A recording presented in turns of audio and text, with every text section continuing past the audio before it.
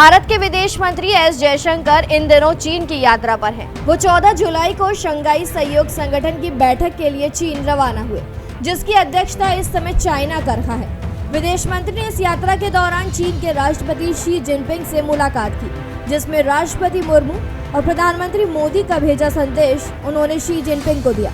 ये द्विपक्षीय मुलाकात पाकिस्तान को रास नहीं आ रही है। आपको बता दें, भारत के विदेश मंत्री डॉक्टर एस जयशंकर की चीनी राष्ट्रपति शी जिनपिंग से मुलाकात हुई। इस मीटिंग के बाद पाकिस्तान परेशान है। उसे समझ नहीं आ रहा कि उसका दोस्त चीन भारत के साथ इस समय गर्मजोशी से क्यों मिल रहा है। डॉक्टर एस जयशंकर ने इस मुलाकात की जानकारी सोशल मीडिया प्लेटफॉर्म एक्स पर दी।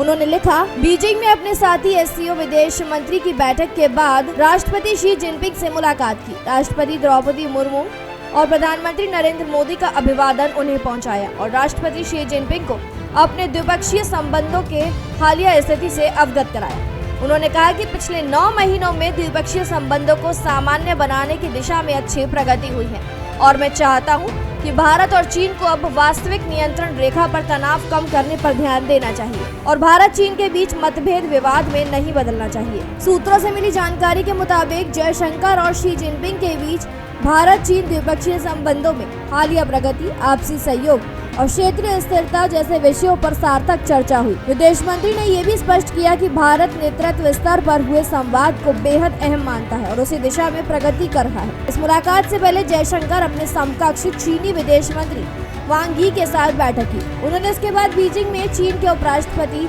हान जेंग से मुलाकात की और इस मुलाकात के दौरान जयशंकर ने हान जेंग से कहा कि भारत चीन संबंधों के निरंतर सामान्य बने रहने से लाभकारी परिणाम प्राप्त हो सकते हैं। वर्तमान जटिल वैश्विक स्थिति को देखते हुए दोनों पड़ोसी देशों के बीच विचारों का खुला आदान प्रदान बहुत महत्वपूर्ण है। आपको बता दें कि हाल ही में भारत के रक्षा मंत्री राजनाथ सिंह ने शंघाई सहयोग संगठन के रक्षा मंत्रियों के सम्मेलन में भाग लेने के लिए चीनी बंदरगाह शहर किंगडाओ की यात्रा की थी। ये बैठक भी बहुत अहम मानी जा रही है।